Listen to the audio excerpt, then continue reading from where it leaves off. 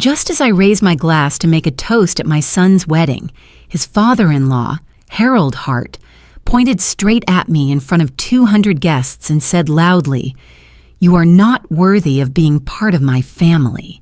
Your son is nothing but a parasite." The ballroom fell silent, followed by a few awkward, uncomfortable laughs. I froze where I stood, my hand shaking so much that wine spilled down my dress.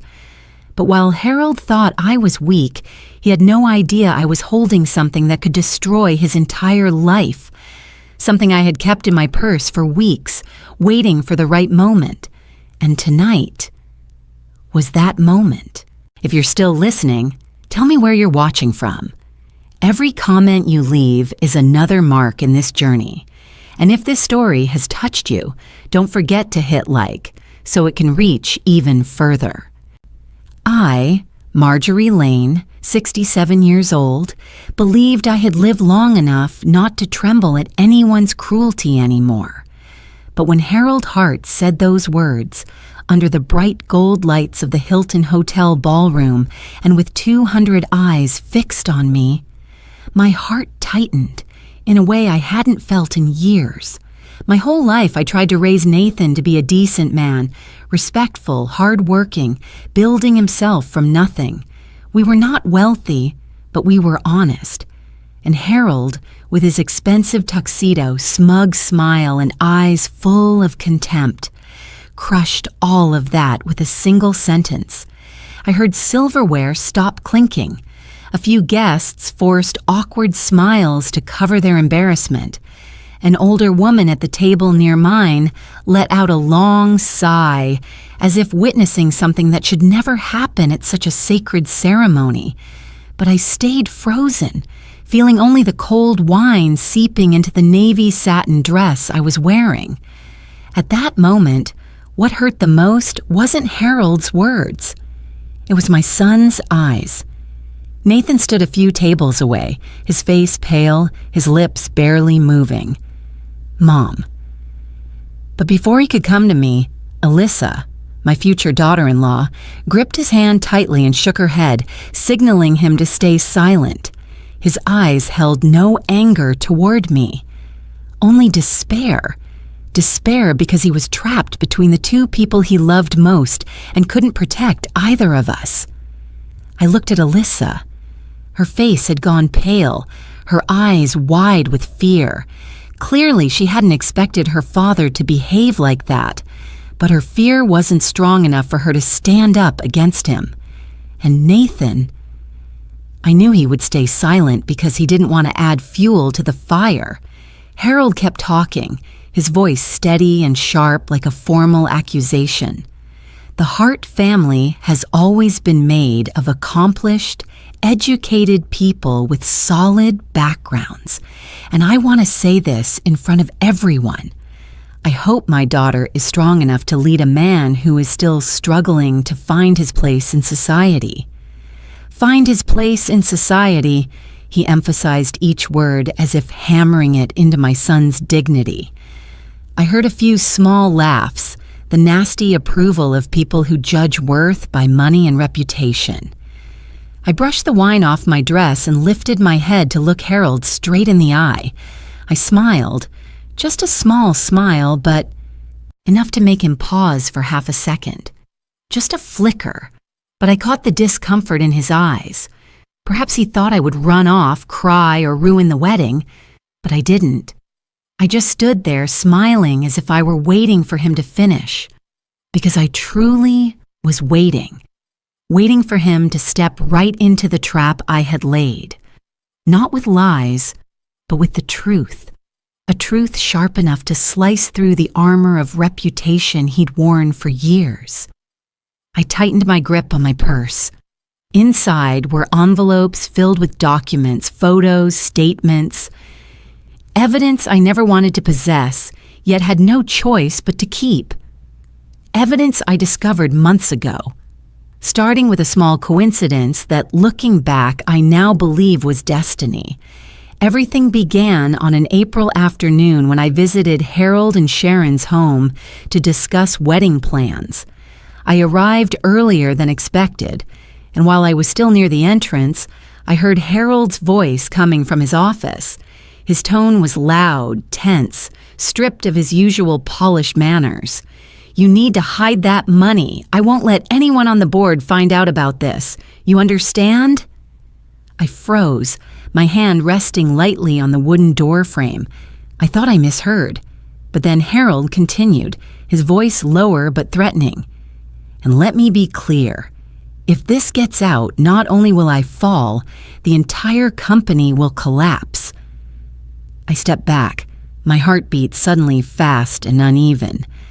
I didn't fully understand what he meant, but I knew it wasn't something innocent, and it definitely wasn't something a respectable man like Harold wanted anyone to overhear. When he walked out, I was already in the living room pretending to admire a painting. Harold's face shifted instantly when he saw me. Then he gave me a smile, the same one I'd seen 100 times, overly confident and perfect to the point of being fake. "Oh, Marjorie, you're early," I replied casually, but inside I knew something was wrong. After that day, the uneasy feeling followed me like a shadow. I paid more attention, I observed more closely, and the more I looked, the more the scattered pieces began to fit into something very dangerous. Sharon always dodged questions about her husband's work. Alyssa avoided talking about their family finances, and Harold constantly bragged about Hart and Sons as if it were an impenetrable fortress. But every fortress has cracks. And I, an old mother with nothing but persistence, decided to find them. I went to see Caleb Morton, a private investigator and former cop in Scottsdale. I had hired him 10 years ago for a family matter, and I knew he never did sloppy work. I still remember the look he gave me when I explained the situation. "You want to investigate your future daughter-in-law's father. I want the truth," I said. "That's all I want." Caleb sat quietly for a moment, then nodded. "Then let's begin." I never expected that just a few weeks. Later, Caleb would return with information that kept me awake for many nights. Nights when I lay in my small home, staring at the ceiling like I was staring into a bottomless void. A void where Harold Hart's reputation, wealth, and entire glittering life were collapsing. And I knew. I would have to unveil that truth at the right moment. Not to get revenge, but to save my son from a life of humiliation. The same humiliation I had just endured under the ballroom lights of his own wedding. Today, tonight, this moment was where it all began. I always thought of myself as easygoing, not picky with my son's relationships. Nathan was grown, had a stable job, and could choose for himself. But from the moment he brought Alyssa home for dinner, something inside me shifted. Not because I disliked her. Alyssa was beautiful, soft-spoken, and polite, but because her presence changed the air in my home. Something was too perfect, too shiny, too calculated. That evening, Nathan brought Alyssa over. I made pot roast and toasted bread, his childhood favorites. When I opened the door, Alyssa stood there with a bright smile, holding a bouquet of pale pink tulips, wearing a stylish dress and just enough jewelry to draw attention without overdoing it. "Nathan said you love flowers," she said as she handed me the tulips. I accepted them with thanks, but my eyes quickly dropped to her shoes. Expensive designer heels. There's nothing wrong with dressing well, but with Alyssa, everything felt intentional, crafted. Nathan didn't notice at all. He looked at her with bright, excited eyes. The eyes of a man tasting happiness for the first time. I understood. I had once seen that same look in his father, but I also knew that same glow can blind someone to danger. During dinner, Alyssa was sweet, asking about my hobbies, complimenting my kitchen, praising the house decor. But several times when I spoke, she smiled, a polite smile. Yet I had the sense she wasn't really listening. Or maybe I was being paranoid. Maybe I was too protective of my son.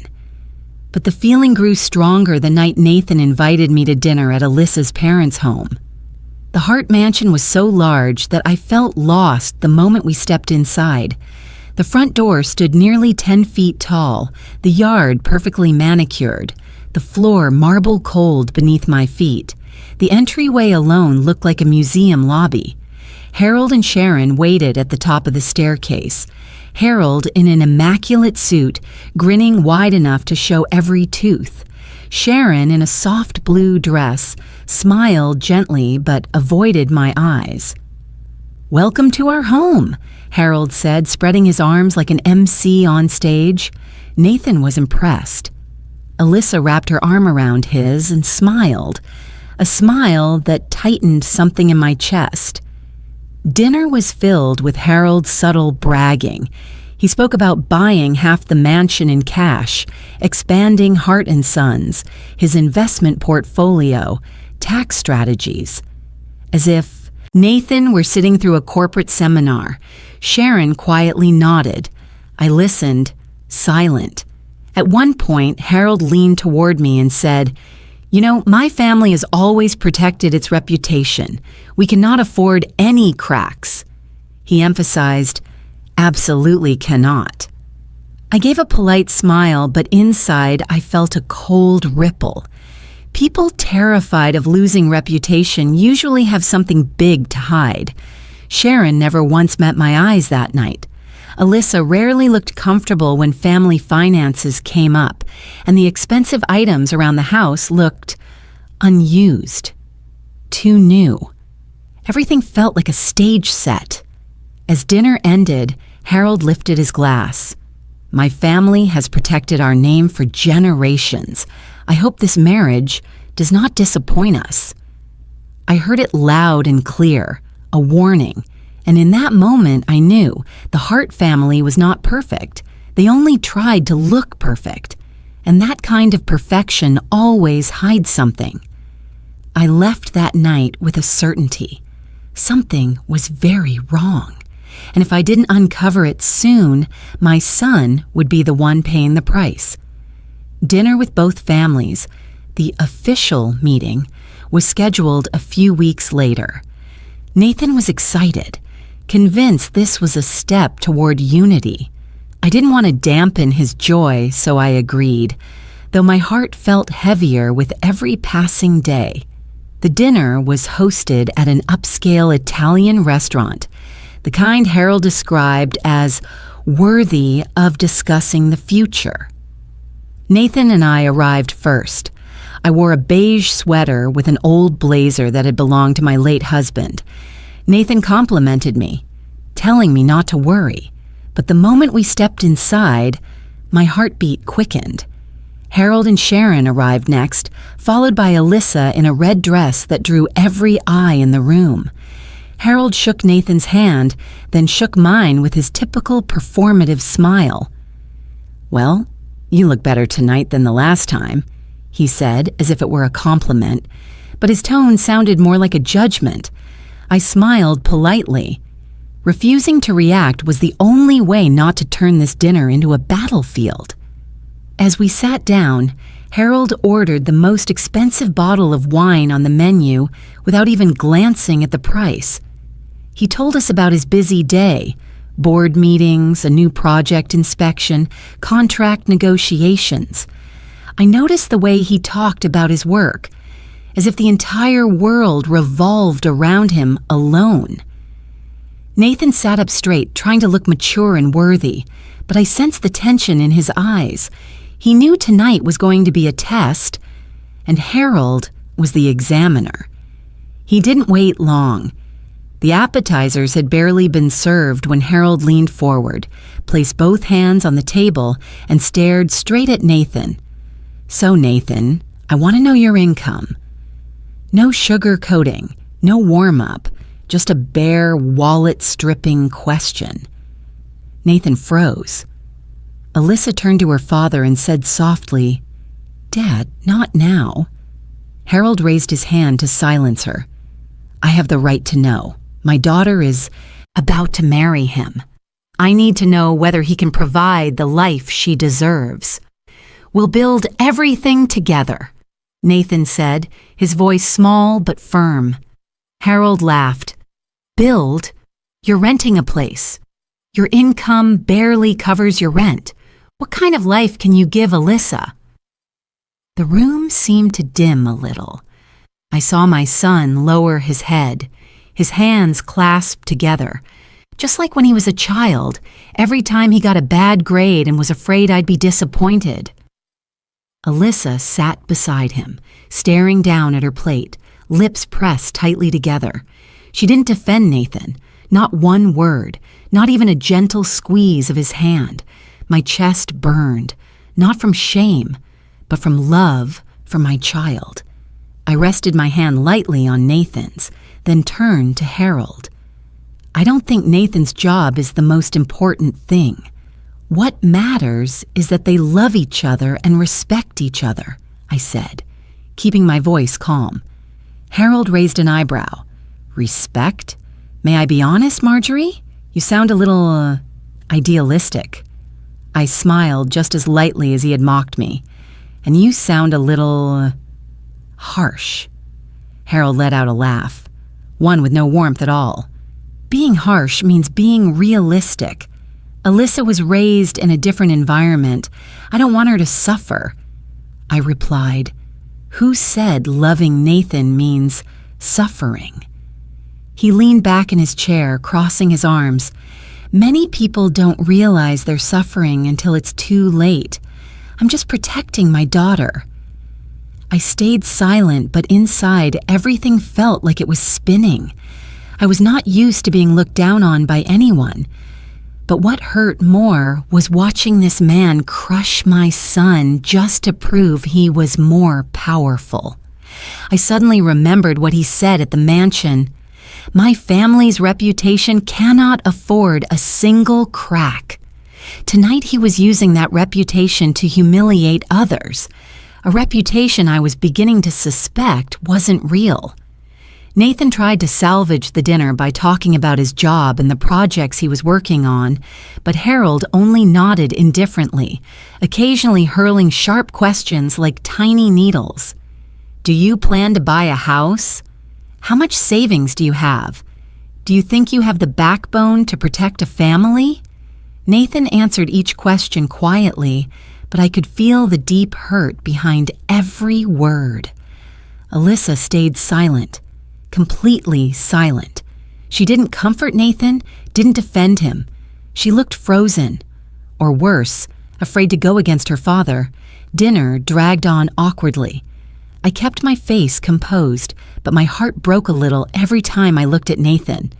When the main course was served, Harold continued, You say you love Alyssa, but love isn't enough, Nathan. Not enough. I set my utensils down. Mr. Hart, I said, my voice so steady even I was surprised. I understand your worry for your daughter. We all worry for our children, but my son is a decent man, and decency is valuable. Harold smirked. Decency doesn't buy a good life. I looked straight into his eyes, but it helps people live a better one. He went silent for a second. Then he let out a half laugh, half sneer. I hope you truly believe that. I didn't respond because at that moment I understood exactly what kind of man Harold was. Someone who stepped on others so he could see himself as taller. He saw Nathan as a temporary choice, as if my son wasn't worthy of climbing the golden staircase he built around his family. When dinner ended, Nathan walked Alyssa to her car. I stayed behind to get my coat. Harold approached me, keeping just enough distance to avoid seeming impolite. I didn't say those things to insult you, he said quietly. I said them as a warning. Your son is not worthy of my daughter. I looked at him for a long time. I wanted to say something sharp, something fierce, but in the end I simply said, "You underestimate people too easily, Harold."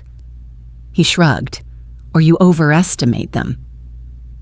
I turned away, but in that moment something cold and determined slid through me. I knew exactly what I needed to do. That night when Nathan drove me home, he spoke very little. I knew he was ashamed, hurt, feeling small under that man's judgment. I placed my hand gently on his shoulder, afraid of hurting him more. "You don't need to prove anything to him," I said. "You just need to live true to yourself." Nathan nodded, but I could tell he didn't fully hear me. He hadn't lost to Harold tonight. He had lost to his own fear. When he drove away, I stood on the porch watching the taillights disappear, and I whispered, "You are not walking into a marriage of humiliation. I promise you that." But promises weren't enough. I needed truth. I needed proof of who Harold really was. I needed something Nathan couldn't ignore. From that night on, I wrote down every expression, every comment, every glance Harold made.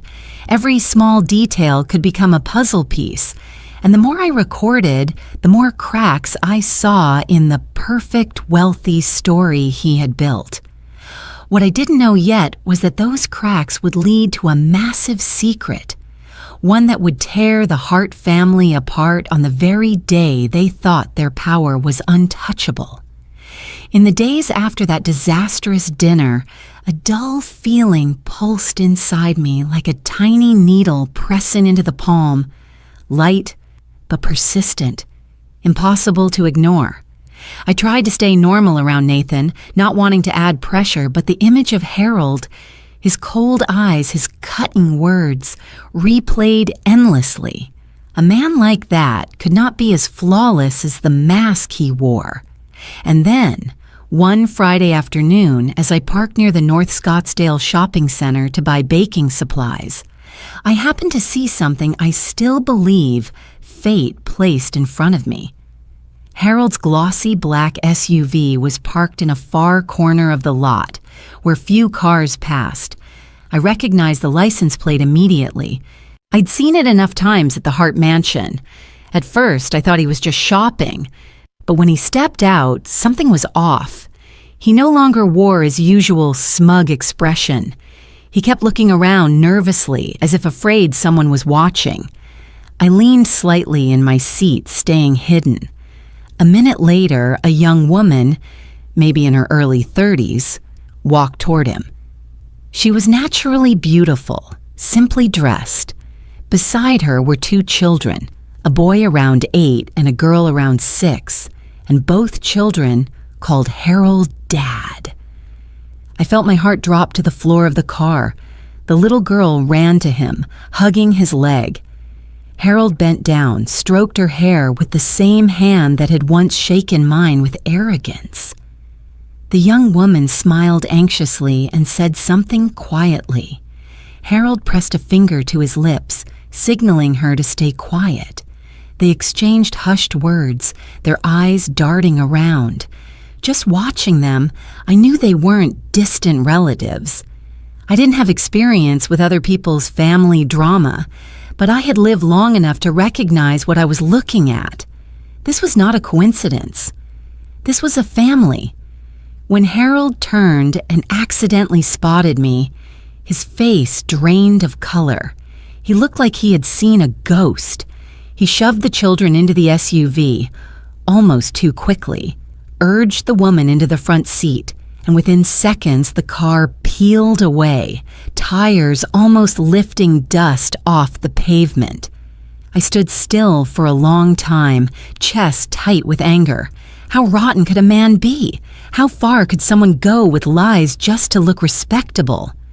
When I finally entered the store, my hands still trembled. That evening, I called Alyssa. I didn't want to confront her. Not yet, but I wanted to hear her reaction.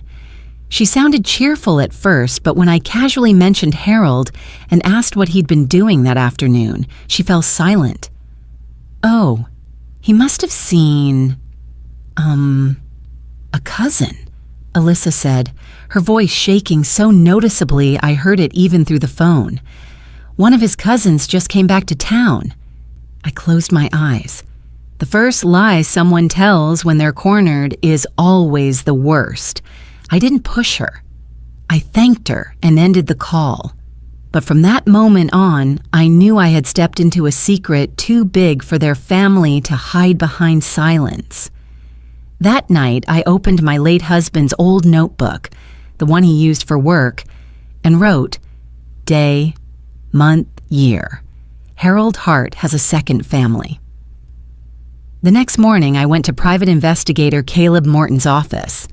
Caleb was in his mid-50s, solid build, weathered face, sharp but kind eyes.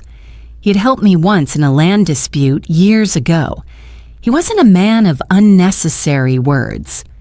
When I told him everything, Caleb crossed his arms and listened without interrupting. He only raised his eyebrows when I mentioned the 2 children calling Harold Dad. I need the truth, I said, fingers entwined, not to destroy Alyssa's life, but to save my son before he gets pulled into a family built on lies. Caleb nodded. I understand. But I want everything to be legal, clear. I want proof, and I want it fast, before the wedding. He opened his notebook and jotted down a few lines. I'll tail him for 2 weeks. His schedule, where he goes, who he meets. If there's something off, you'll know. I exhaled, part of a heavy weight lifting from my chest. Caleb never made empty promises. Those 2 weeks felt like 2 months. I tried to stay normal around Nathan, cooking for him, chatting about his work, and I avoided mentioning Alyssa or the Harts. But when he left the house, I would sit by the window, watching the street, a quiet fire burning in me. Harold remained perfect on social media. Sharon kept posting elegant dinners. Alyssa kept smiling every time Nathan brought her to visit. But now, I saw the truth behind the pictures. Some secrets are so big that people must perform a lifelong play to hide them. On day 12, Caleb called. Mrs. Lane, he said, his voice low, I think you should come to the office. I knew that tone. It wasn't good news. When I arrived, Caleb placed a thick folder on the table. Inside were photos of Harold with the woman I had seen, and with the 2 children, photos of them at the park, eating dinner, walking the kids to school. Not acquaintances, a real family. Caleb flipped to another page. Bank transfers, purchases, tuition payments, all funded from an account tied to Hart & Sons. He's had a second family for 8 years, Caleb said, and he's supporting them entirely with company money. My breath hitched. For a moment, I couldn't speak. Caleb continued. There are unexplained withdrawals from several construction projects. I can't confirm the full legal implications yet, but... He pushed the financial report toward me. The gaps are huge. I opened each page, my hands trembling slightly. The numbers, the shady line items, the strange notes. They all came together into one clear picture. Harold wasn't just deceiving his wife and children. He was deceiving the company, the shareholders, and everyone who believed he was an honest businessman. I leaned back in my chair, feeling the small office spin around me. Are you all right? Caleb asked. I took a deep breath. I'm all right. I was prepared for this. It just still hurts a little. Caleb nodded. I closed the file. Looking at it on the table felt like staring at a fire ant nest. Touch it once, and the whole swarm would come pouring out and tear everything apart. I knew from that moment on, I had stepped into a battle far bigger than anything I ever imagined. But I also knew something else, more clearly than ever. I would not let my son walk into a marriage tied to a family built on lies. Caleb's file sat in front of me the entire evening like a stone pressing against my chest. I read every page, every number, every little scribble he had marked in red. Each line was a blade slicing into the perfect image Harold always tried to present, the same image my son was preparing to step into with blind trust. I had thought Harold having a second family was the lowest form of betrayal. But when Caleb expanded his investigation, I realized I had only seen the tip of a massive iceberg. The next morning, I went back to Caleb's office.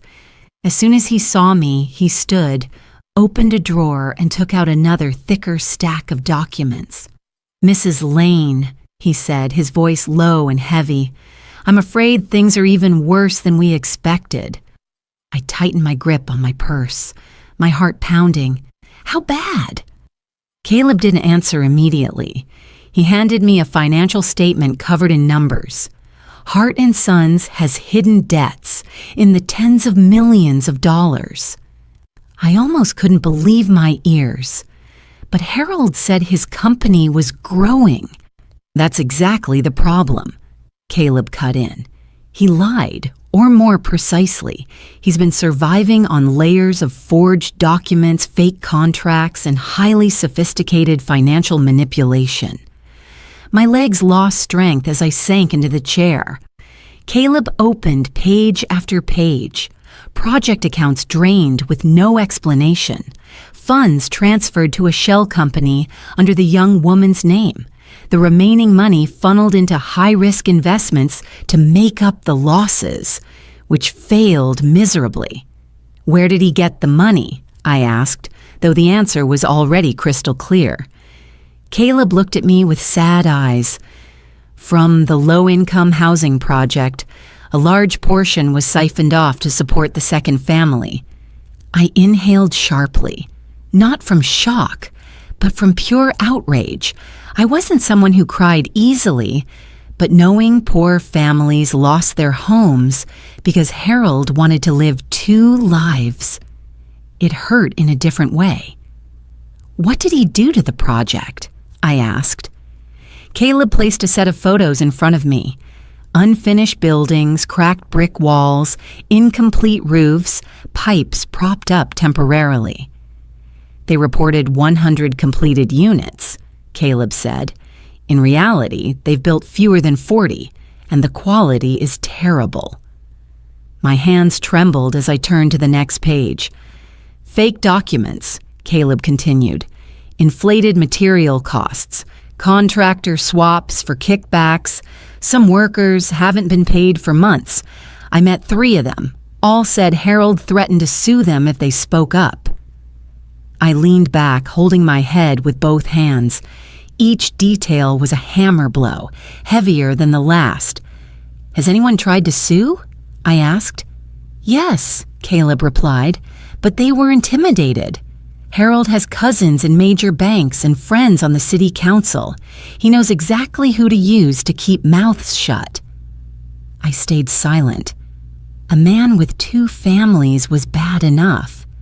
But a man who stole millions of dollars from housing for the poor, withheld wages from workers, and threatened victims, that was beyond betrayal. That was a crime. Caleb placed one hand gently on the table. "I know what you're thinking." I looked up. "Do you?"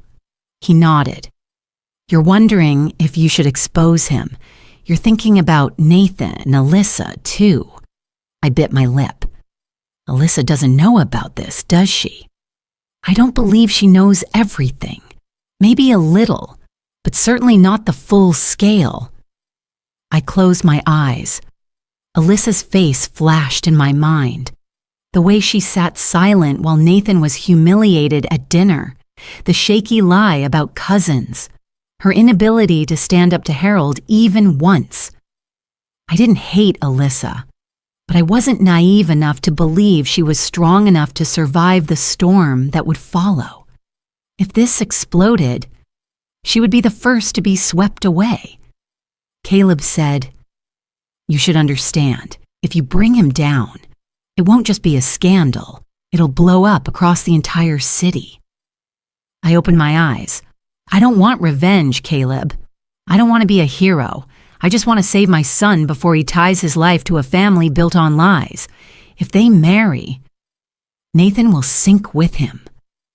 Caleb studied me for a moment, then nodded. Then what you need is timing. I asked softly, what timing? The moment when the truth destroys him the most? The moment when the whole world is watching him? I understood immediately. The wedding.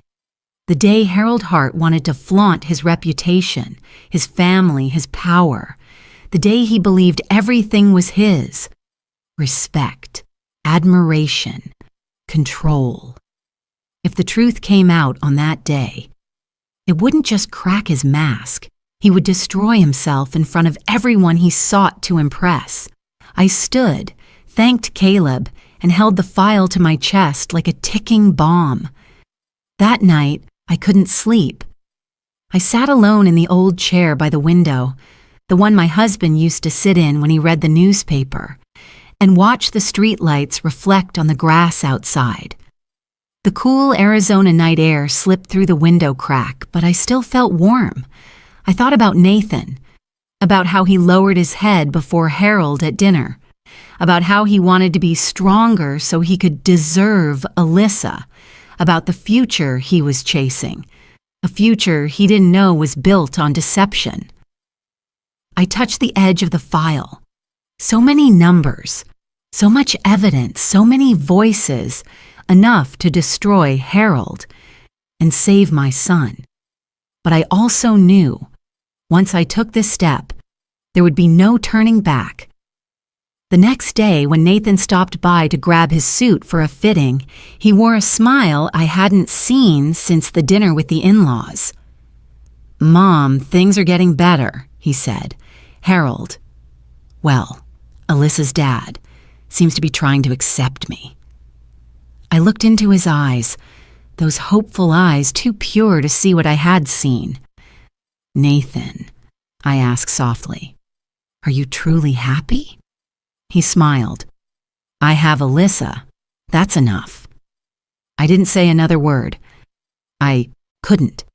If I spoke, I would have had to tell him everything, and the time for that hadn't come.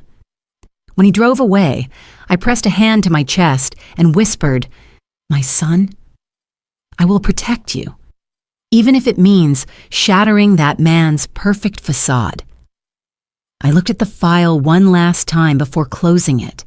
That night, I understood one thing clearly. If I wanted to save Nathan, I had to let Harold collapse under the weight of his own secrets. And the wedding would be the place where he would bow before the truth. After that tense dinner with the in-laws, I could feel Nathan slowly drifting away from me. Not because he wanted to, but because something thin and fog-like had formed between us. Something Alyssa had woven so softly that Nathan couldn't feel it, but I could see it clearly. Nathan still visited me every week, but instead of stepping inside with his usual warm smile, he now lingered at the doorway, as if weighing something before speaking. His words began to change, sharper, more sensitive, and sometimes hurtful in a way I never imagined he could be. One afternoon, when he came by to pick up a jacket I had washed, his face looked more strained than usual. I invited him in, but he stood in the middle of the living room, hands in his pockets, staring at the carpet as if the words he carried were too heavy. "Mom," he began, quiet but firm, "Alyssa said, you're not happy about her family." I set my teacup down. I had braced myself for this conversation, but when it actually arrived, my chest tightened. "Son," I said gently, "I just want you to be happy." Nathan sighed, then lifted his eyes to mine. "Alyssa said you're jealous." My heart sank, not because of the accusation, but because Nathan believed it enough to repeat it. "Jealous of what?" I asked calmly. "Jealous that her family is wealthier, that they have more, He paused, then added, "Alyssa said you don't like her because she comes from a better background." I let out a faint laugh, not of amusement, but of disbelief that such an idea could exist. "Nathan," I said, "I've lived long enough to know what's worth envying and what isn't. A wealthy family isn't on my list." But Nathan shook his head, as if my words couldn't reach him. "Then why do you always get upset when Harold is mentioned?" he asked. I wanted to say, "Because Harold is a liar, a betrayer, and a dangerous man." I wanted to open the safe, pull out every document and photo Caleb had collected, but I couldn't. Not then. Not before the right moment. "Because I'm afraid someone will hurt you," I said instead. Nathan looked at me. For a brief second, tenderness flickered in his eyes, but it disappeared quickly, replaced by the unfamiliar coldness I had been seeing lately. "Alyssa said you don't respect her dad," he continued. "She said you look down on his success." I stayed silent. "And isn't that true?" Nathan's voice trembled slightly. Maybe he didn't want to say it, but he did. I didn't feel angry, just deeply hurt, the kind of hurt that sinks through bone. When your child begins to see you through someone else's eyes, you finally understand what it means to lose a child without anyone stealing them from you. I stood, placed my hand on Nathan's shoulder. "Son," I said slowly, "I don't look down on anyone. But I have eyes. I see things you don't yet see. I just want you to think carefully about this marriage." He gently brushed my hand off his shoulder instinctively. "Mom, can't you just accept Alyssa?" I swallowed the ache in my throat. "I can accept anyone who makes you happy," I said, "as long as they treat you well, as long as their family doesn't make you feel small." Nathan frowned. "That's your view, Mom, not mine." I didn't respond, because I knew the more I spoke, the more he would think I was against Alyssa. And that was the last thing I wanted before the truth came out. When Nathan left, I stood by the window and watched his car disappear down the tree-lined street. I placed a hand over my heart, feeling it race with fear. Fear of losing him. Fear that the truth would come too late. Fear that he saw me as controlling or selfish. Fear that he would marry into an illusion and one day pay for it with his whole life. Sometimes motherhood isn't pulling your child into your arms. It's watching them walk toward a mistake and waiting for the exact moment to pull them back before they fall off a cliff. That night, I went into my bedroom, opened the closet, and took out the small safe I kept under the spare blanket. I placed it on the bed and slowly unlocked it. Inside were the 3 brown envelopes I had been preparing for days. One envelope had Nathan's name on it. One envelope had Alyssa's name. One envelope had Sharon Hart's.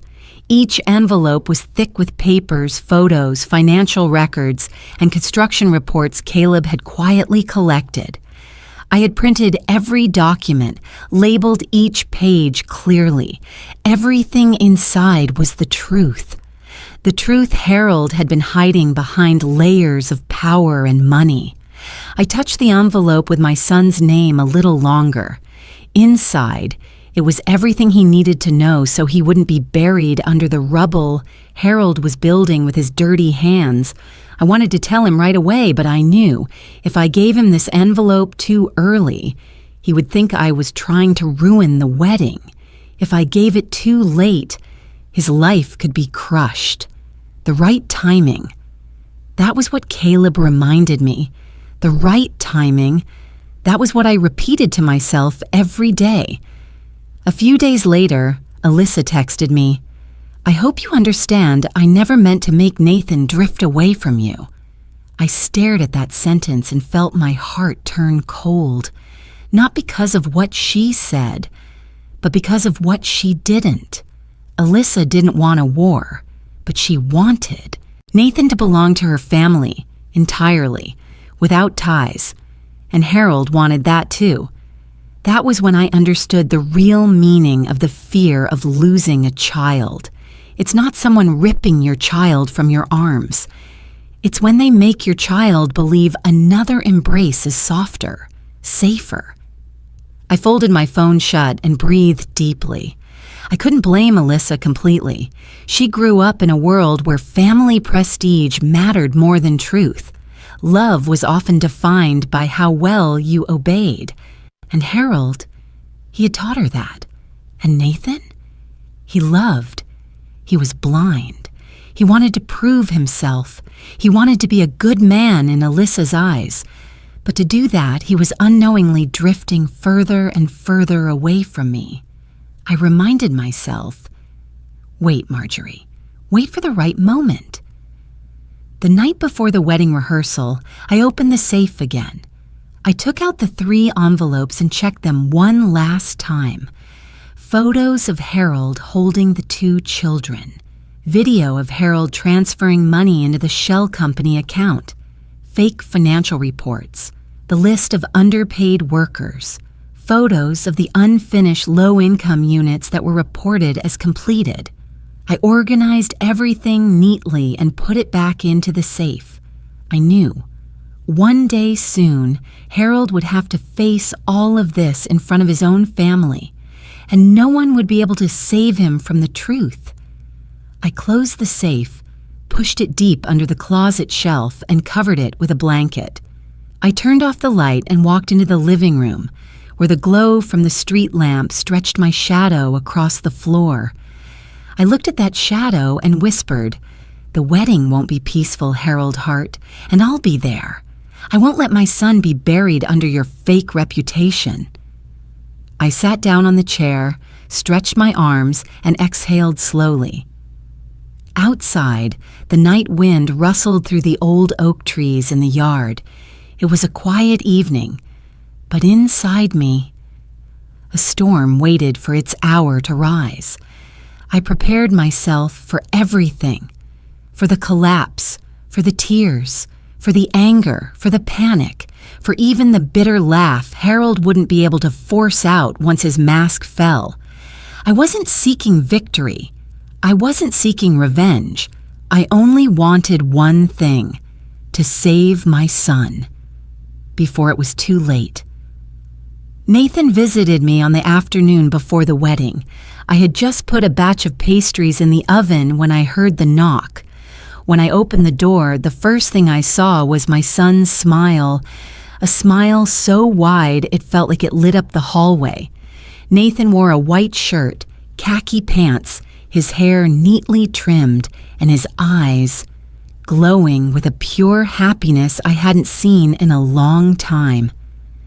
"Mom," Nathan said, opening his arms and hugging me, "tomorrow will be the best day of my life." I hugged him back, but my hands trembled. I tried to keep my voice steady as I said, "I'm happy for you, Nathan." But my heart felt squeezed tight, because I knew what Nathan didn't. I knew the truth, the kind of truth that would break him if he learned it tonight. Nathan walked into the kitchen, sat down, and took a deep breath as if he needed courage to say something. "Mom," he said, "I want you to really be happy for me. I want tomorrow to be perfect." I opened the oven and set the tray of pastries on the counter to cool. The smell of butter and cinnamon filled the kitchen. The scent of his childhood, of Christmas mornings, of school days when I woke early to bake for him. "I always want you to be whole," I said. "But son, marriage isn't just love. It's family, and you should think carefully about the family you're walking into." I didn't say it to ruin his wedding. I said it because I was his mother. I said it because my heart hurt too much not to. Nathan leaned back in his chair, hands rubbing his temples. "Mom, you're starting again," he muttered, "again with the Hart family." I turned around and looked right into his eyes. The eyes I once wiped tears from, the eyes I watched grow up, the eyes that lit up when he achieved his first dream. "I'm not starting anything," I said softly. "I'm worried." Nathan shook his head, giving a small, strained smile. Not the warm one he arrived with. "What is there to worry about, Mom? I love Alyssa. She loves me. Her family might be a little strict, but that doesn't matter." I asked the question I had carried in my heart for months. "Are you sure they see you as part of their family?" Nathan looked up, his expression briefly annoyed.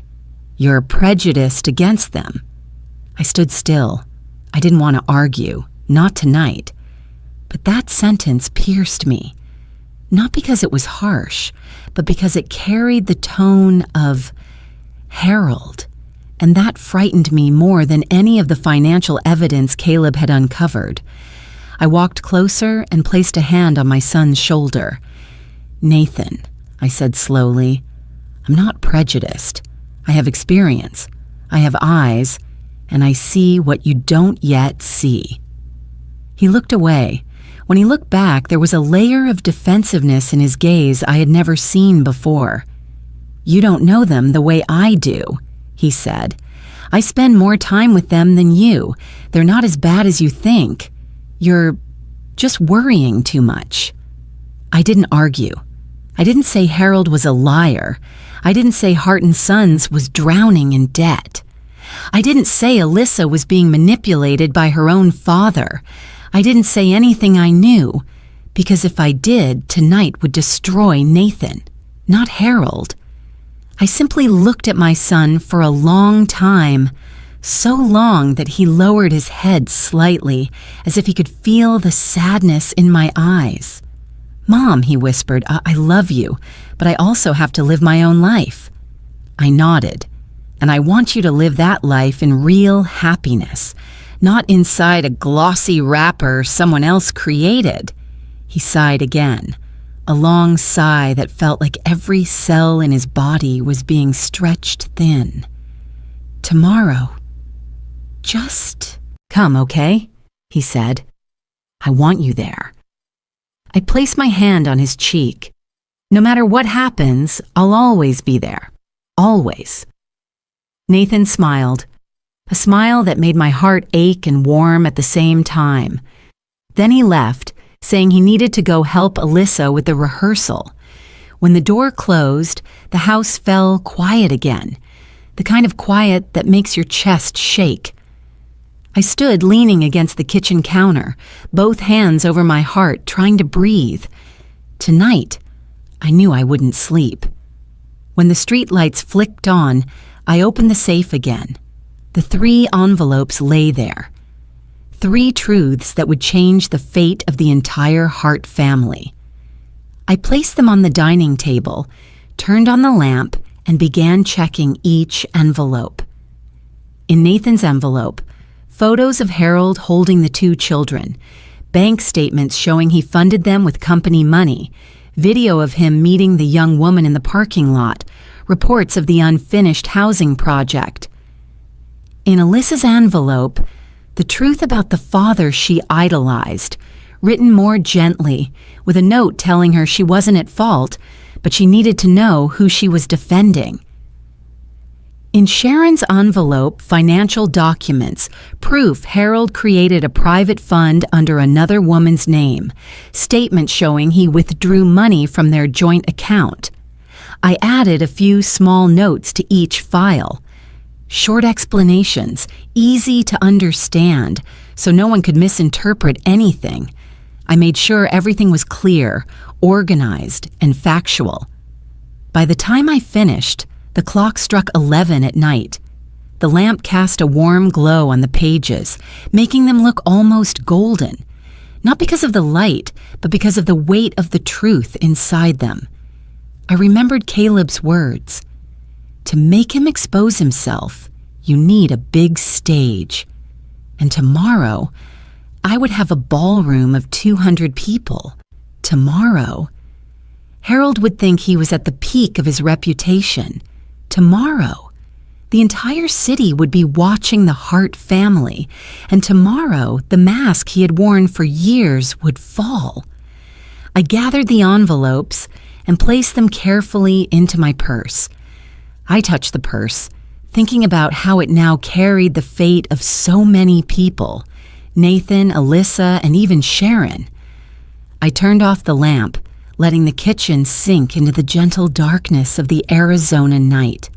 When I stepped into the living room, I paused at the window, looking at the sky sprinkled with tiny stars. I whispered, almost to myself, "Tomorrow, son, I'll protect you, and no one will stop me."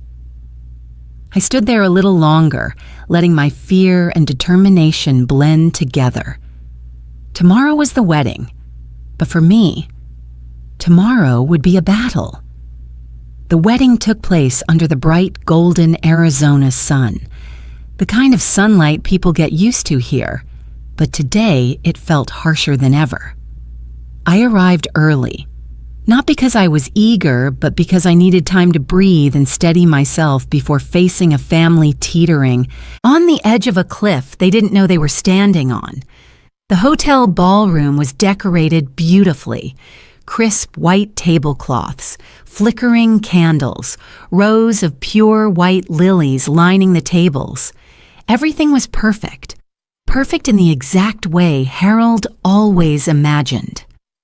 I sat at my assigned seat at the third table, not too far from the stage, but not close enough to be the center of anything. Nathan appeared soon after, wearing a charcoal gray suit and a navy tie I had given him months ago. His face glowed with excitement, though a hint of nerves lingered. When our eyes met, he smiled. That gentle, honest smile I adored. Good, I thought. My son deserves happiness, but not the kind built on lies. The ceremony passed gently, warmly, almost making me forget everything I had prepared. But that moment didn't last. After Nathan and Alyssa exchanged vows, the wedding music soared through the applause. I tried to stay calm, but my hand quietly gripped the edge of the table.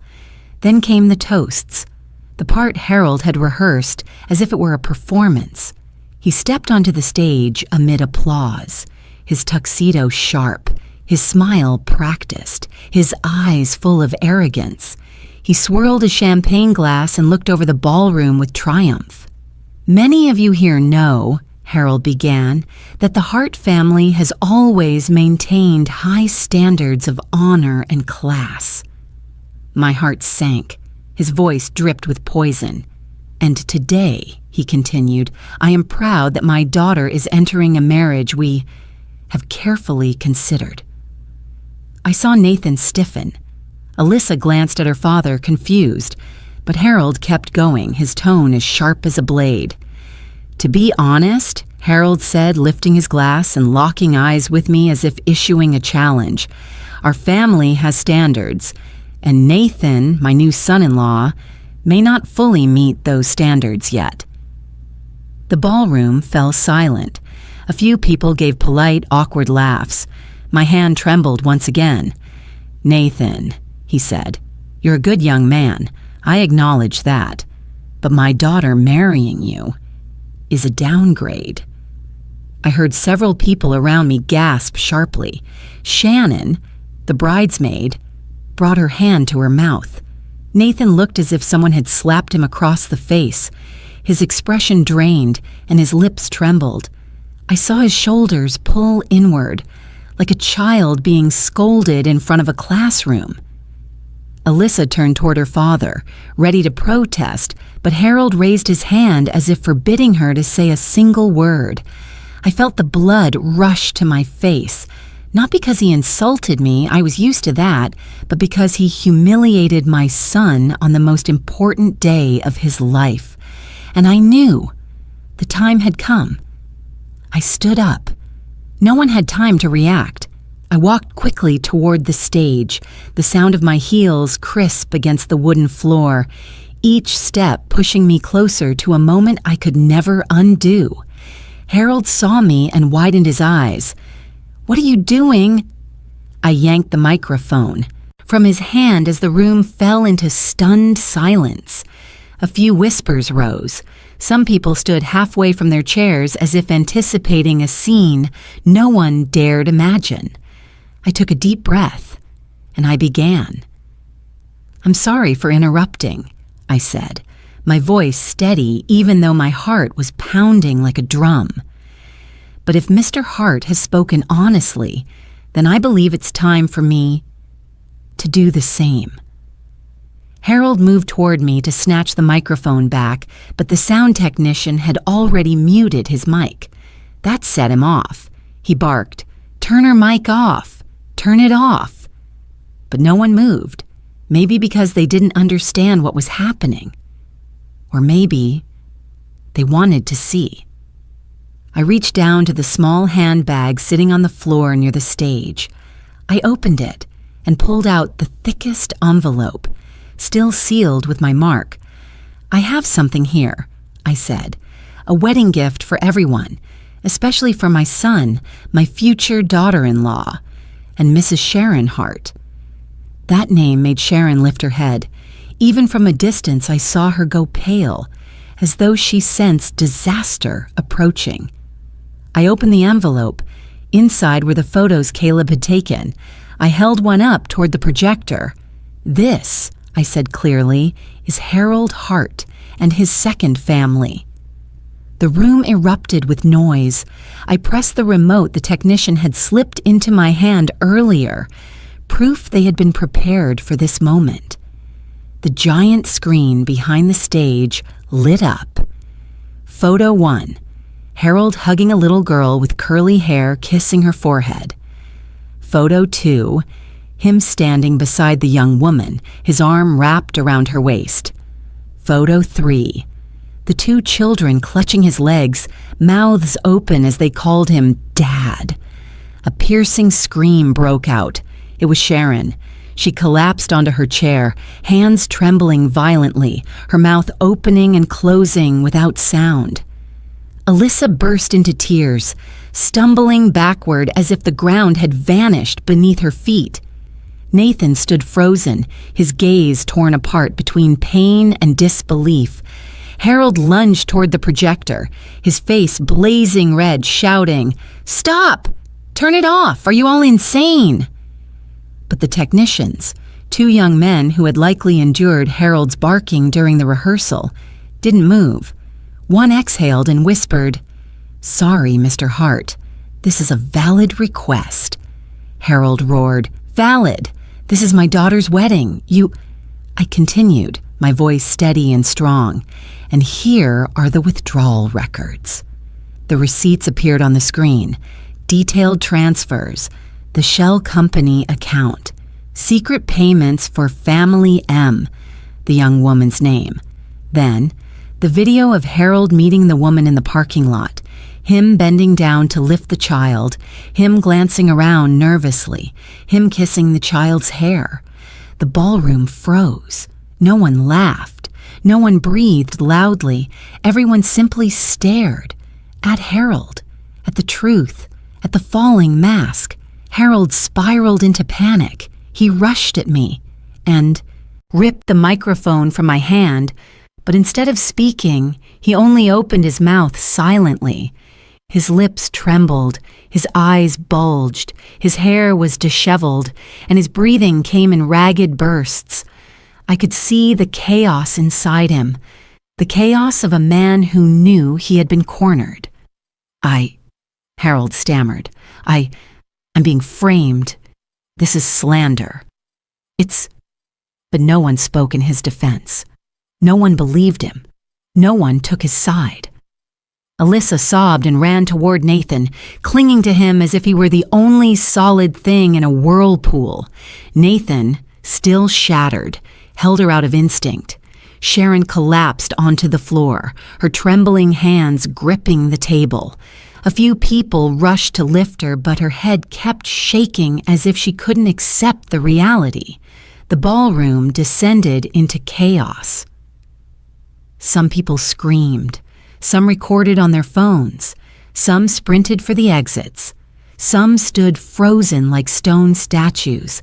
The clatter of falling glasses, scraping chairs, hurried footsteps, and sobs blended into a storm of sound, unlike anything I had heard at a celebration. But through it all, I stood still. Not because I was calm, but because I had been preparing for this moment for a very long time. The moment truth sliced through Harold Hart's golden mask. The moment he couldn't hide behind money, power, or his voice. The moment everyone in the ballroom saw him exactly as he was. A liar, a hypocrite, and a cruel man. And finally, the moment I could look my son in the eye and say, "Do you see now, Nathan? This is the truth I wanted you to know." Harold left the stage like a man whose world had collapsed beneath him. He stumbled between tables, stepping on tablecloths and knocking over a flower vase nearly 3 feet tall. His shouts blended with Alyssa's cries, Sharon's frantic calls, and the murmurs of stunned guests, forming a chaos beyond description. I watched Harold burst through the ballroom doors. 2 security guards tried to stop him, but he shoved them aside and disappeared. Seconds later, I heard camera shutters clicking. Reporters were already waiting in the hallway, as if Harold's downfall had been destined. I stood on the stage, holding the muted microphone. I didn't regret anything, but my heart felt heavy, like a stone sat on it. Not because of Harold, but because of Nathan. When I turned around, I saw my son standing in the middle of the ballroom like a man lost in a blizzard. His face was drained, his lips trembled, and his eyes looked as if something he believed in for months had just died. "Mom." Nathan stepped toward me, his voice trembling. "Why did you do this? Why did you ruin my life?" It felt like someone had sucked the air out of my lungs. Some words, even without malice, cut like knives. This was one of them. I didn't answer immediately. I gently touched his hand, but he pulled away, a reflex that shattered my heart. "Nathan," I whispered, "I didn't ruin your life. I saved it." "That's a lie," Nathan shouted, a cry filled more with despair than anger. "You humiliated my family. You exposed everything in front of everyone. I can't bear this." "You can't bear it because you don't know everything yet."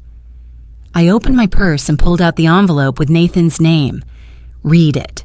Read all of it before you blame me." Nathan stood frozen, hesitant to take it, but Alyssa, her face soaked with tears, stepped closer and touched his arm.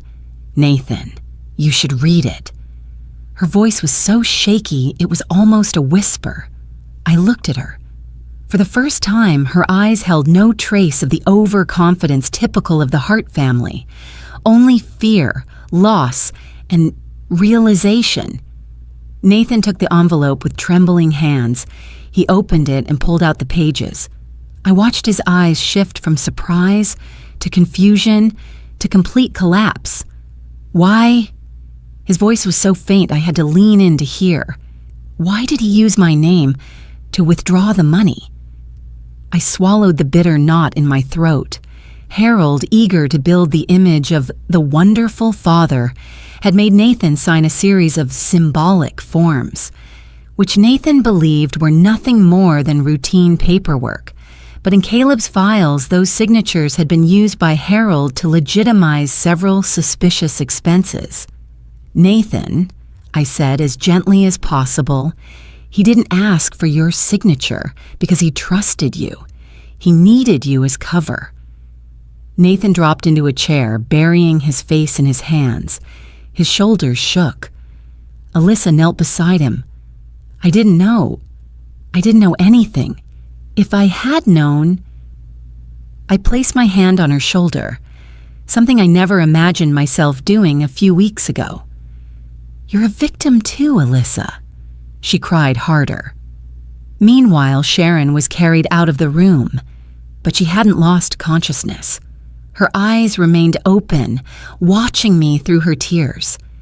When I approached, she reached out and gripped my hand. "Thank you," Sharon whispered. "Thank you for saving my children and me." Her voice was barely there, but the gratitude in it was heavy. I squeezed her hand gently, saying nothing, because no words could ease what she was going through. Reporters flooded into the ballroom. Headlines flashed on guests' phone screens. "Powerful businessman Harold Hart flees daughter's wedding." Leaked photos. Does Hart have a second family? Financial misconduct suspected at Hart & Sons. And I knew, in less than 24 hours, the entire city of Scottsdale would be talking about this. In less than 48 hours, all of Arizona would know. And in less than 72 hours, the Hart family would fall.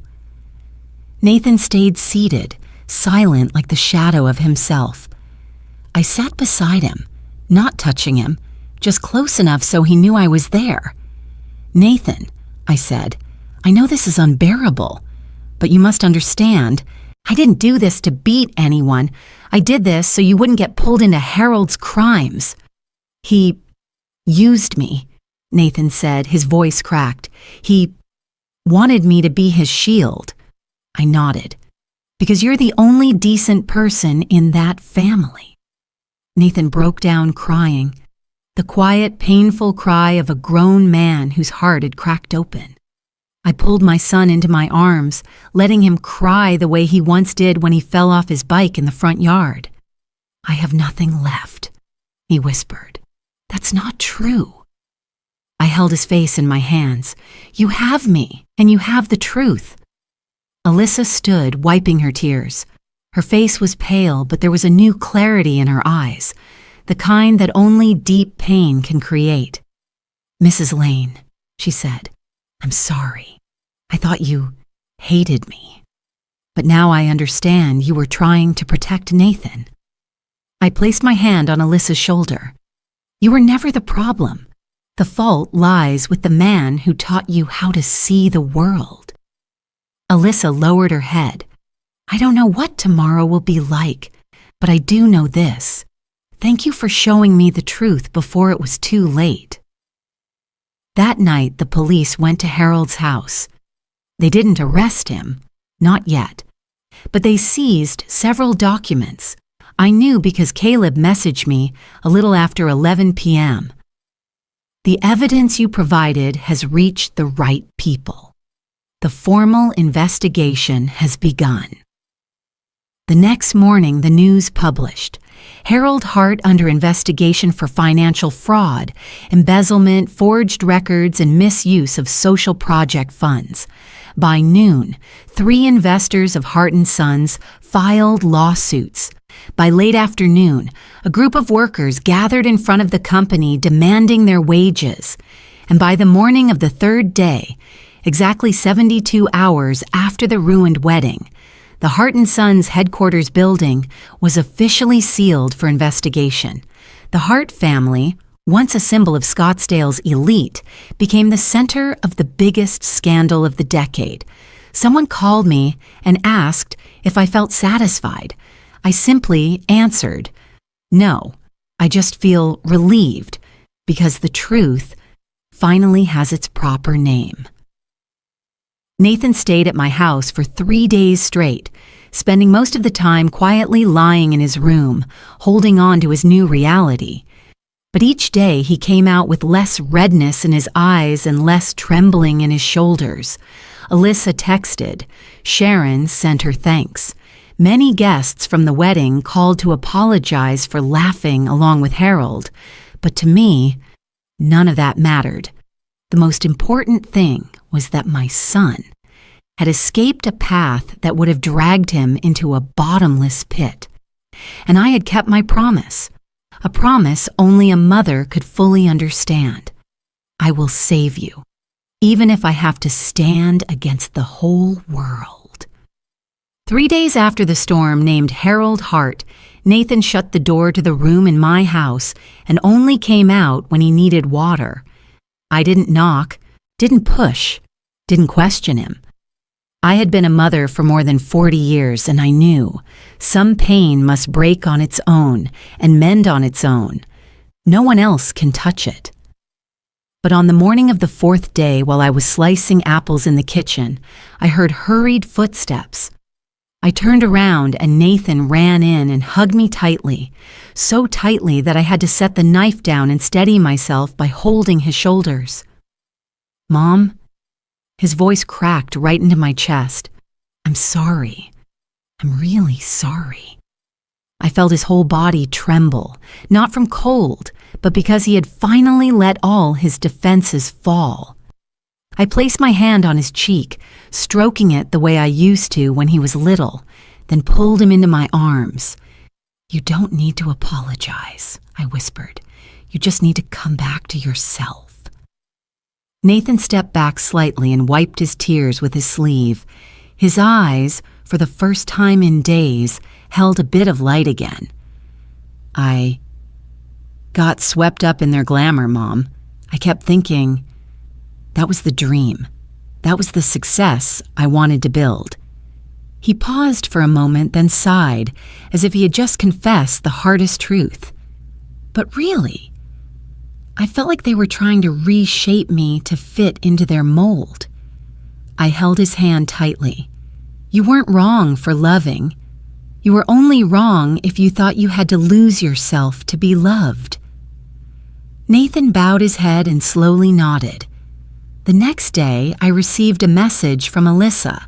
Not long, not dramatic. "Mrs. Lane, if you don't mind, I'd like to meet you this afternoon." I agreed. We met at a small cafe on a corner of Camelback Road, where sunlight streamed through the windows, laying warm golden strips across the wooden tables.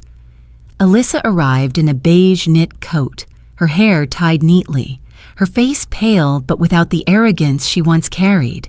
She sat across from me, her fingers intertwined, her gaze lowered as if she didn't yet have the courage to look at me directly. "How is your mother?" I asked. "My mom is still shocked," Alyssa answered, "but she's stronger than I thought." She said, "Maybe this is the best thing that's ever happened to me." I gave a small smile. Sharon, the woman who had always bowed under Harold's shadow, had finally stepped out of the invisible cage he built around her. Alyssa continued, "I'm sorry for ever thinking you disliked me. I didn't understand anything. I thought you just judged my family for not being good enough for Nathan." "Alyssa," I placed my hand over hers, "you were never the one I disliked. What I disliked was the lying." Alyssa nodded slightly, her eyes reddening. "I'm looking for a job now, any job. I don't want to live off my dad's money anymore, and I know things will be hard." "Hard is the right path," I said, "but you won't walk it alone." She looked up at me, startled. "Why would you help me after everything?" I smiled, the smile of a mother who has lived long enough to understand people. "Because you were deceived too. Because you also lost something. And most importantly, because you love Nathan, not the Hart name." Alyssa lowered her head as tears rolled down her cheeks. That evening, I told Nathan, not to pressure him into any decision with Alyssa, but so he could understand that truth always has more sides than the pain he was carrying. Nathan sat on the sofa, his fingers interlocked, thinking for a long time. "I still love Alyssa," he said slowly, "but I'm afraid going back now would throw us right back into the same cycle." I nodded. "You're right. Both of you need time. I want to start over, not as husband and wife, but as two people trying to heal." I placed my hand on his shoulder. "Then you're already more mature than you were before, Nathan." The following weeks passed with a completely new rhythm, a rhythm I never thought I would experience at my age. Nathan woke up earlier, took walks around the neighborhood each morning. When he got back, he often helped me in the kitchen making coffee or preparing a simple breakfast of eggs, toast, and fruit. Alyssa moved in with her mother. They rented a small apartment just enough for 2 bedrooms. Not luxurious, but peaceful and far brighter than the shadowed mansion Harold once ruled. She texted me every week, telling me about the job she found at a local clothing shop. Not fancy, but work she earned with her own hands.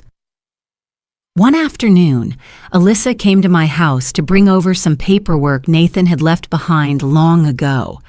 When I opened the door, she stood there with a soft smile, her face no longer wearing fear. "I want to help you cook dinner." She said it timidly but with determination, like a family. I looked at her for a long moment, and for the first time, I didn't see her as an extension of the Hart family. I saw her simply as herself. "All right," I said. "I could use an extra pair of hands." We washed vegetables, chopped onions, rinsed chicken, and talked about ordinary things women talk about while cooking. Rising grocery prices, a windy morning, stories of how Nathan was afraid of the dark when he was little. Nathan came home while we were making chicken soup. When he saw Alyssa in the kitchen, he paused.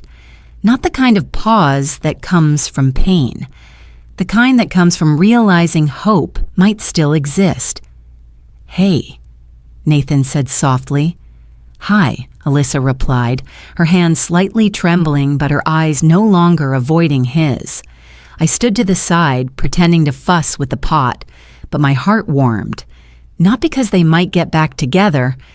I didn't know and didn't want to force it, but because I saw 2 young people learning how to rise from the wreckage. In late-night conversations, Nathan spoke more about the feeling of being manipulated. He didn't say it with self-blame. He spoke like someone looking directly at a wound so it could finally heal. "I thought I was strong," he said, "but I didn't understand that all I wanted was to feel valued, and Harold knew that." "Knowing you were once weak isn't shameful," I said. "What matters is you stood up." Nathan leaned back against the sofa and closed his eyes.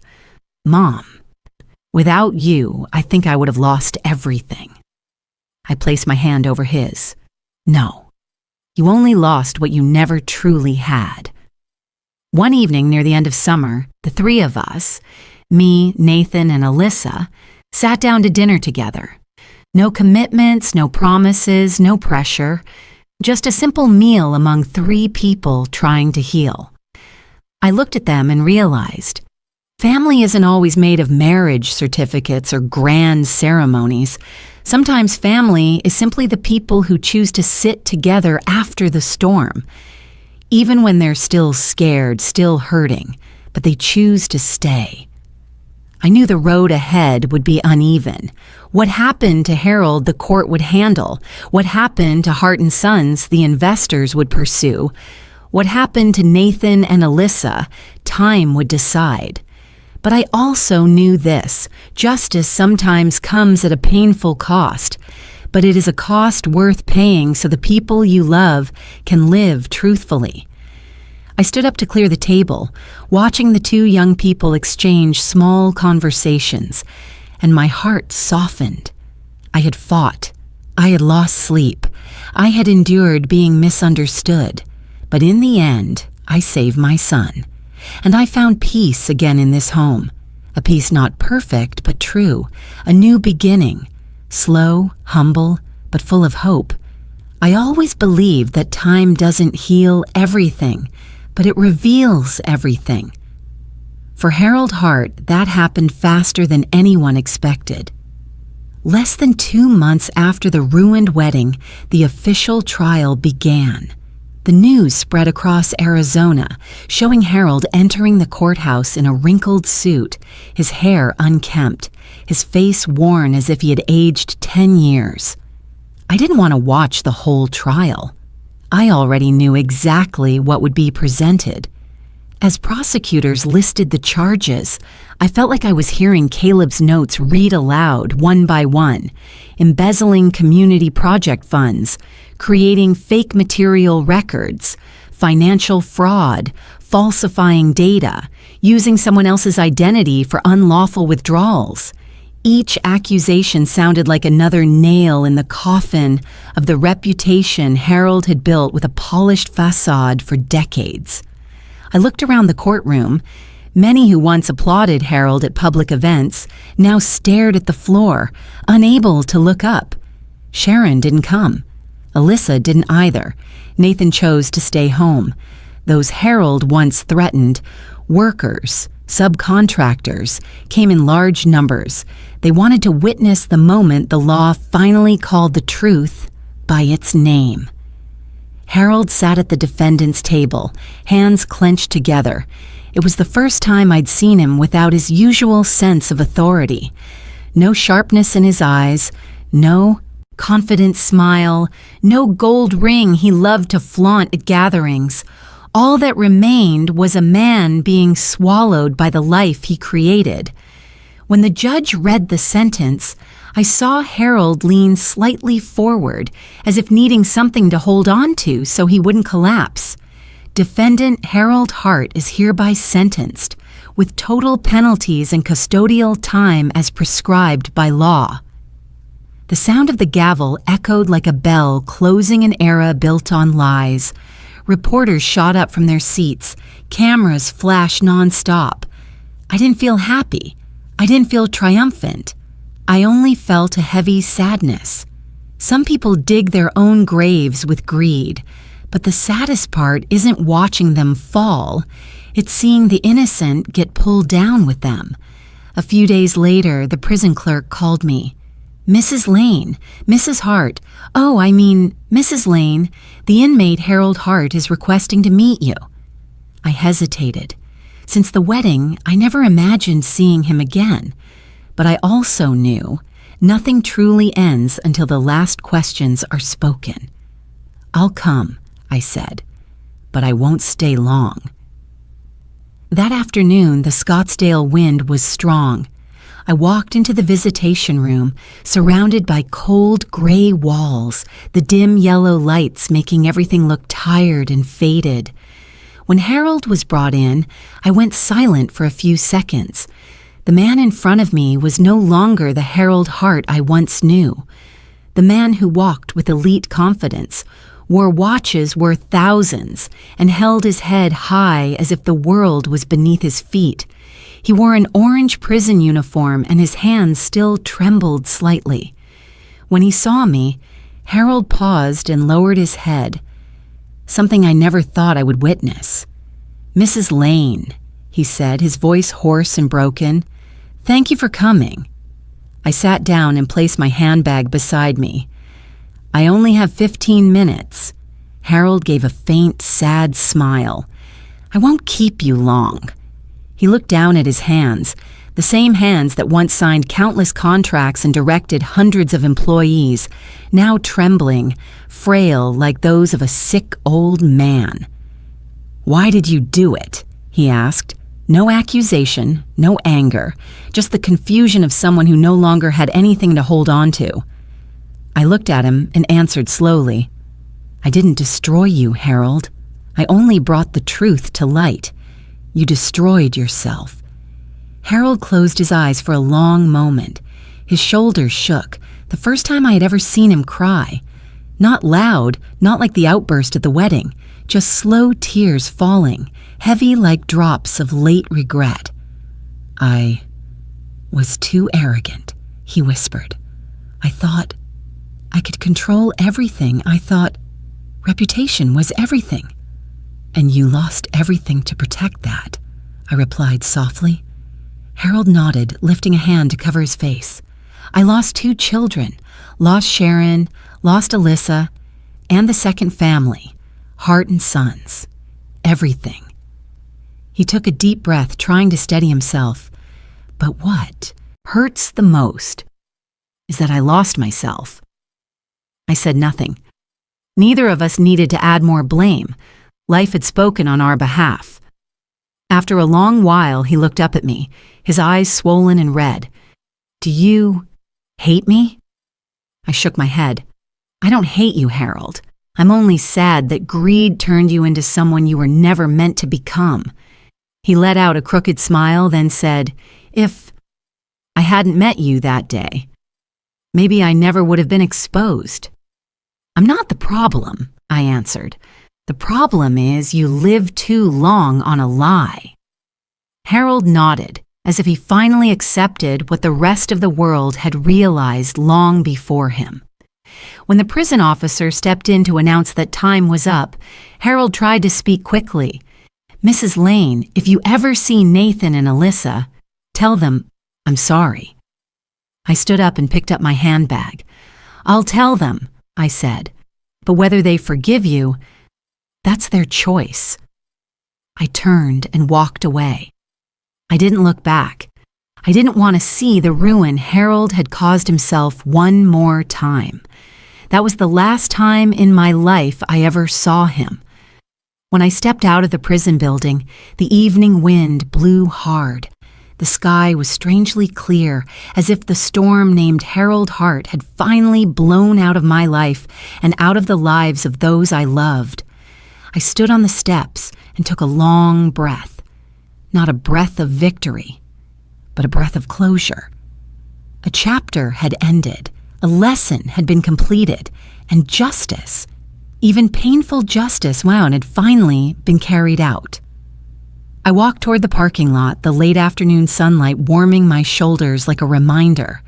Truth always arrives, late or painful, but it comes to free the people who need to be freed, and I knew I had done the right thing. A year after Harold was sentenced, our lives had shifted into a different rhythm. Slower, steadier, and peaceful in a way I never believed I could have again. Scottsdale was still sunny, still full of desert winds in the evenings, but inside my small family, a new season had begun. Nathan and Alyssa decided to have a new wedding. Not to compensate for the collapse of the first one, but to mark a true beginning, one not built on status, money, or empty praise. They chose a small church on the outskirts of town with light brown wooden beams and stained glass windows. It was the place where, the previous fall, Alyssa had spent hours sitting in silence, searching for her peace. This wedding didn't have 200 guests, no champagne poured into imported crystal, no arrogant smile from Harold, no judgmental glances from relatives, no whispers from people who only came to see who was richer.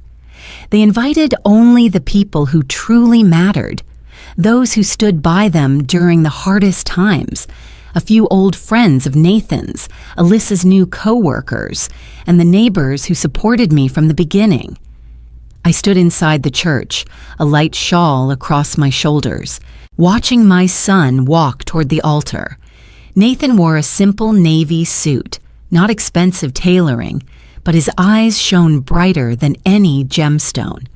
Alyssa followed behind, her white dress gentle as the breeze, her smile trembling yet innocent. No boasting, no insults, no looks of judgment, only love, pure and full. When they exchanged vows again, I felt each word sink deep into my heart. The first time they vowed before a world built on pretenses. This time, they vowed before their true selves. I stood nearby, quietly tearing up. For the first time in more than 2 years, I felt I had truly done the right thing. Right from the beginning. Right in the deepest sense. Right in a way that freed my heart. After the ceremony, we held a small outdoor reception behind the church. Just a few wooden tables, wild flowers in glass jars, a homemade wedding cake. Not grand, but beautiful in a way only sincerity can be. Alyssa held my hand and whispered, "Mrs. Lane, without you, I don't think I ever could have escaped that life." I gently patted the back of her hand. "No, you freed yourself. I only opened a door. You walked through it." Nathan came over and wrapped an arm around my shoulders.